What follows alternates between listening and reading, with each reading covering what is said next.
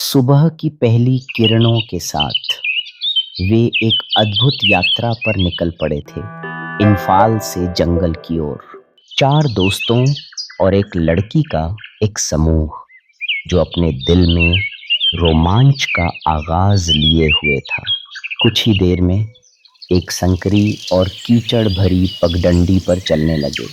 हल्की धुंध में लिपटी पेड़ पौधों के बीच से आती धूप की किरणें सभी के चेहरे पर खुशी बिखेर रही थीं, जैसे यह जंगल उन्हें अपनी गोद में ले लेगा।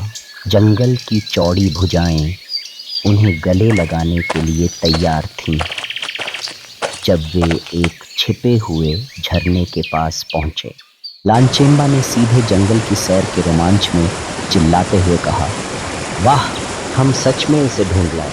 ये ज़बरदस्त है। झरने की आवाज़ ने जैसे चारों ओर के वातावरण को जीवंत कर दिया। धूप की किरणें पानी पर किलकारियां मार रही थीं और मित्रों के चेहरे पर आश्चर्य से भरी चमक थी। लेकिन जंगल की शांति क्षण भर में टूट गई जब नगाम्बा एक गीली चट्टान पर पहुंचते हुए अचानक फिसल गया। नाओटन में एक चीत्कार उभरी और बाकी दोस्तों के चेहरे पर चिंता का आभास।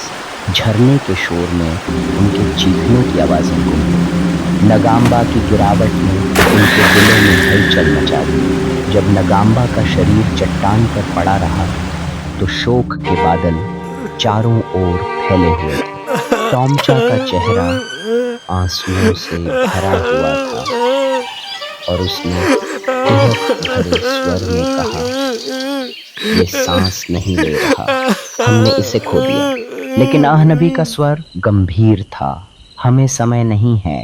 यह जंगल के करीब ही था, जहां जीवन और मृत्यु का संतुलन तय होता था। सुशील तेजी से जंगल के रास्ते भागा, डर की पंखों में लिपटा हुआ।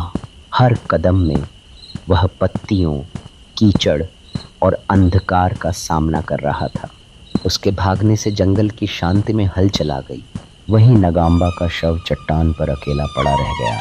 नगाम्बा की यादें और बिता हुआ समय फिर से उनकी आंखों में ताज़ा हो गया जब एक काली बिल्ली चुपचाप उनके समीप आई। नाओटन की चीख उनके मन में भय बुन रही थी। काली बिल्ली नगाम्बा के शरीर के ऊपर से कूदी, जिससे उसकी आंखों में रहस्य और आशा का जादू फैल गया। एक पल बाद नगाम्बा की उंगलियां हल्की सी हिलने लगीं, जिससे सभी दोस्तों की सांसें रुक गईं।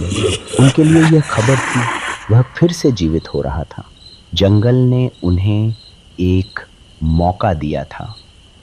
जैसे ही नगाम्बा ने ठंडी सांस ली, उसकी आंखें खुल गईं और उसने कांपती आवाज में पूछा, मैं कहाँ हूँ?